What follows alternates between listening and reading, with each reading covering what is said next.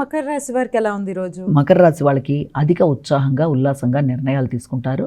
అత్యధిక ఉత్సాహంగా తీసుకునే నిర్ణయాల వల్ల కొన్నిసార్లు తొందరపాటు నిర్ణయాలు కూడా అవకాశం అనేది ఉంటుంది. ముఖ్యంగా పెట్టుబడులకు సంబంధించిన విషయాలు, దీర్ఘకాలిక పెట్టుబడులు, స్థిరాస్తులకు సంబంధించిన విషయాలు, అంతేకాకుండా మీ గృహ వాహనాలు, వ్యవసాయ భూములకు సంబంధించిన విషయాల మీద కూడా అధిక శాతం మీరు ఆలోచనలు చేస్తారు.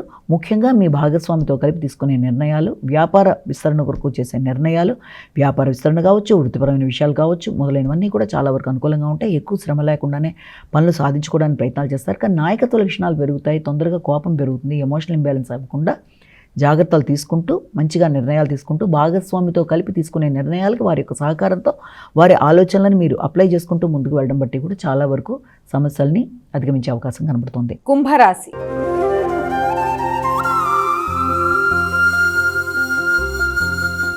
అమ్మ, కుంభరాశి వారికి ఎలా ఉంది రోజు? కుంభరాశి వాళ్ళ విషయంలో ముఖ్యంగా కుంభరాశి వారికి ఆర్థిక సంబంధమైన విషయాల మీద ఎక్కువ శాతం దృష్టి కేటాయిస్తారు.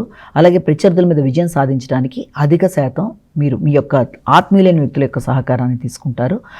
అది వృత్తికి సంబంధించి నూతన వృత్తుల కొరకు చేసే ప్రయత్నాల్లో మీ ప్రియమైన వ్యక్తుల యొక్క సహకారం, అంటే మీ యొక్క సోదర వర్గంతో కావచ్చు, ఆత్మీయులైన ఇరుగు పొరుగు మొదలైన వారి యొక్క సహకారంతో మీ కమ్యూనికేషన్ స్కిల్స్ని పెంచుకోవడానికి ప్రయత్నం చేస్తూ చాలా ఇదిగా కృషి చేసి కొత్త వృత్తుల కొరకు చేసే ప్రయత్నాలు, అంటే కొత్త ప్రదేశాలలో వృత్తి కొరకు చేసే ప్రయత్నాలు, ఆ అభివృద్ధి కొరకు తీసుకునే నిర్ణయాలు, దానికి సంబంధించిన ఖర్చులు, దానికి సంబంధించిన ప్రయాణాలు, అంటే వృత్తిపరంగా నూతన ప్రదేశాలలో దానికి సంబంధించిన ప్రయాణాల వల్ల ఖర్చులు కావచ్చు, మొదలైన వాటికి అవకాశం ఉంది.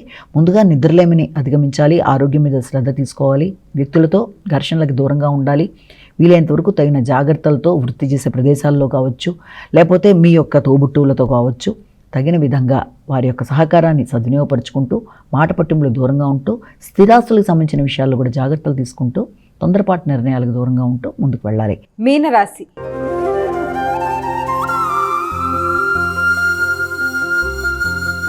అమ్మ, చివరిదైన మీనరాశి వారికి ఏ విధంగా? మీనరాశి వాళ్ళ విషయంలో ఆర్థిక సంబంధమైన విషయాలు చాలా వరకు అనుకూలంగా ఉంటాయి. మానసిక ప్రశాంతత పెంపొందించుకోవడానికి కృషి చేస్తారు, వ్యక్తుల యొక్క సహకారాన్ని కాంక్షిస్తారు.